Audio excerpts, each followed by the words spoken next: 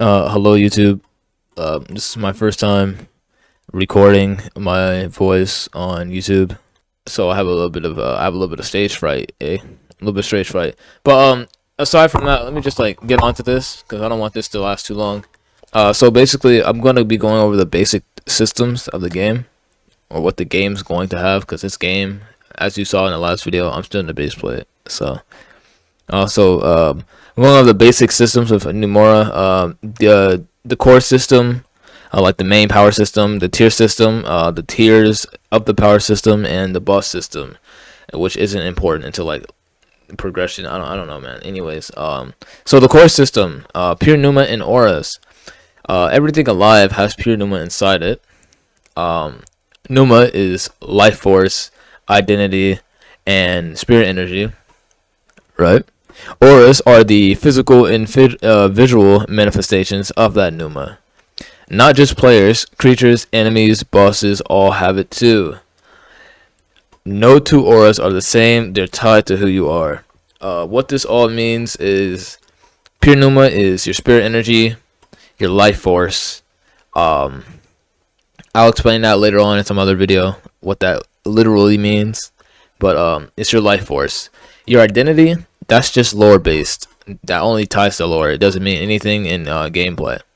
Spirit energy, that's literally what it is. Auras are the physical and visual manifestation of that Pneuma. Means that to use an aura, you're basically drawing power from your spirit energy to manifest an aura that is visual. And the physical part means that sometimes the aura, or during the main point of the game, the aura will be a physical thing, a physical field around you that does damage to other people. Not just players, creatures, enemies, and bosses all have it too. It is exactly what it sounds like. Everything I just explained, the bosses can pretty much do it too. The enemies can pretty much do it too, and sometimes little monsters can do it too. Enemies just refer to like NPCs, other races that attack, etc. And no two auras are the same. They're tied to who you are. This part, they're tied to who you are. That's all just lore. Doesn't do anything in the game. No two auras are the same. That is true. No two auras will be the same. Some might be the same, but not like on a certain scale. Some auras are gonna have abilities and skills that you can use. They're all gonna look different, most likely. Some might look similar, but they're usually gonna look different. And I think that's it for this. That I don't have to go over. The tier system: Dust, Vital, and Crux. There are three main Pneuma tiers: Dust, Vital, and Crux. Tier equals how stable and powerful your pure Pneuma is. Eye colors change from yellow to purple to red. Higher tiers equal stronger abilities, stronger aura, stronger enemies. Bosses and creatures also follow these tiers. Basically, what all of this means is the three Pneuma tiers they're basically the tier of how strong you are. So say you load into the game for the first time, you're going to automatically be a Dust tier. As you progress and you grow more pure Pneuma, your tier will increase. And basically what the tier is it just really tells players how strong you are as a player, what your stats are.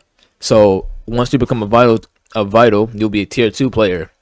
And once you become Crux, you'll be a tier 3 player. And what this does is basically when players kill you, you drop one of these three. And they can collect it and add it to their stats to grow their character. Tier equals how powerful your Pneuma is. That's basically what I just explained.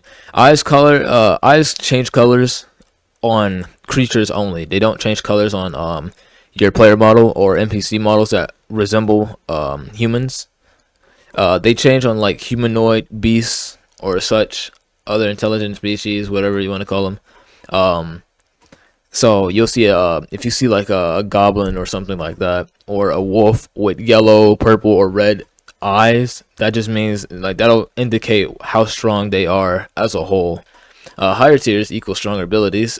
This do work. This does imply to stronger monsters, stronger creatures, and such. It doesn't apply to humans though. The higher tiers do not equal stronger abilities. That is based on your pure Pneuma sometimes and your skill level of the game. The aura, some animals or some thingies will have aura.